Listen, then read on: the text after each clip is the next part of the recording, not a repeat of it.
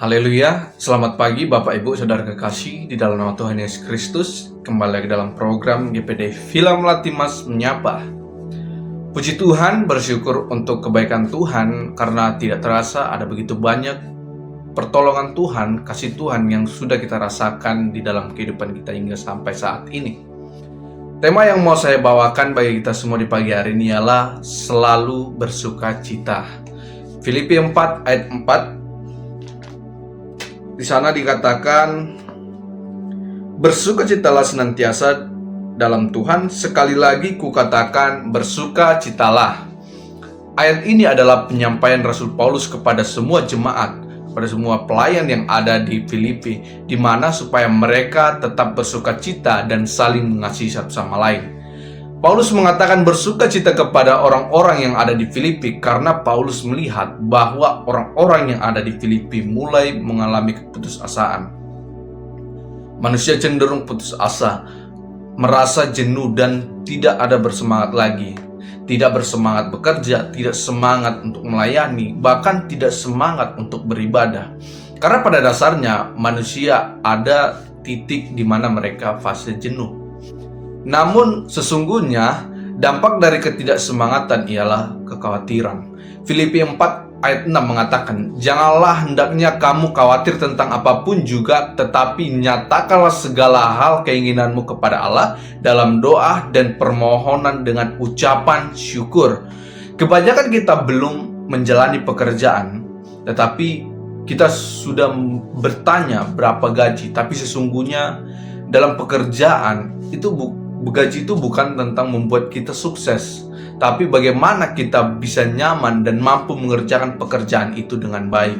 Namun karena kita terlalu khawatir karena gaji tidak sesuai dengan pekerjaan, belum kita jalani pekerjaan, maka kita sudah pergi dan kita sudah menyerah. Dampak ketidaksemangatan juga sakit hati. Orang yang gampang sakit hati adalah orang yang gampang menyerah sehingga menjadi tidak bersemangat untuk melakukan pekerjaan-pekerjaan yang baik. Sedikit-sedikit tersinggung. Amsal 12 ayat 6 mengatakan, bodohlah yang menyatakan sakit hatinya seketika itu juga, tetapi bijak yang mengabaikan cemooh. Karena hidup kita bukan ditentukan apa kata manusia, tetapi apa kata firman Tuhan. Maka daripada itu, saudara, jadikan Tuhan penasihat yang pertama untuk mengarahkan hidup kita menjadi lebih baik. Mari kita belajar bersama Yesus di mana Dia yang selalu jadi yang terbaik. Kita bisa menjadi terbaik dalam pekerjaan, terbaik dalam sebuah hubungan, terbaik dalam sebuah keluarga. Orang yang selalu belajar jadi yang terbaik, saya percaya dia akan selalu sibuk melakukan kehendak Tuhan, melakukan firman Tuhan, sehingga ia tidak punya waktu untuk putus asa. Ciri-ciri orang yang bersukacita adalah berpikiran positif. Orang yang punya pikiran positif adalah orang yang mampu mengendalikan dirinya. Dengan berpikiran positif dalam segala pekerjaan perkara yang kita hadapi, saya percaya kita dapat menyelesaikan pekerjaan itu dengan baik. Orang yang bersukacita juga adalah orang yang bersemangat. Amsal mengatakan, orang yang bersemangat dapat menanggung penderitaannya. Tetapi siapakah yang akan memulihkan semangat yang patah? Orang yang bersemangat juga ialah orang yang beriman. Seperti di dalam Filipi 4 ayat 13 mengatakan, segala perkara dapat kutanggung di dalam Dia yang memberi kekuatan kepadaku.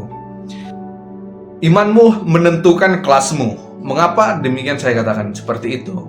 Hanya orang yang beriman yang dapat menyelesaikan masalahnya dengan mengandalkan Tuhan. Orang yang mampu beriman ketika menghadapi pekerjaan yang kecil, maka perkara besar pun pasti dapat ia lalui. Menjadi penutup bagi kita semua di pagi hari ini, di dalam Roma 12 ayat 12 mengatakan, bersukacitalah dalam pengharapan, sabarlah dalam kesesakan, dan bertekunlah dalam doa. Bersukacitalah dalam segala hal, karena lewat sukacita kita akan berkat Tuhan mengalir dalam kehidupan kita, dan nama Tuhan dipermuliakan bagi kehidupan kita, sehingga kita bisa menjadi berkat dimanapun kita berada. Inilah menjadi rema, menjadi renungan dalam kehidupan kita. Biarlah firman Tuhan ini menjadi berkat bagi kita semua. Terima kasih, puji Tuhan. Mari kita sama-sama untuk berdoa. Segala puji syukur hanya kemuliaan bagi nama-Mu Tuhan. Kami mengucap syukur buat kebaikan Tuhan yang sudah kami alami, kami rasakan. Biarlah Tuhan, setiap berkat-berkat-Mu Tuhan yang kami rasakan, kami boleh mengucap syukur dan kami boleh senantiasa bersuka cita, supaya Tuhan boleh memancarkan kehidupan Kristus dalam kehidupan kami, supaya orang lain pun boleh menjadi terberkati lewat dalam kehidupan kami. Terpujilah nama Bapa yang baik. Inilah menjadi doa kami di dalam nama Tuhan Yesus Kristus. Kami berdoa mengucap syukur. Haleluya. Amin.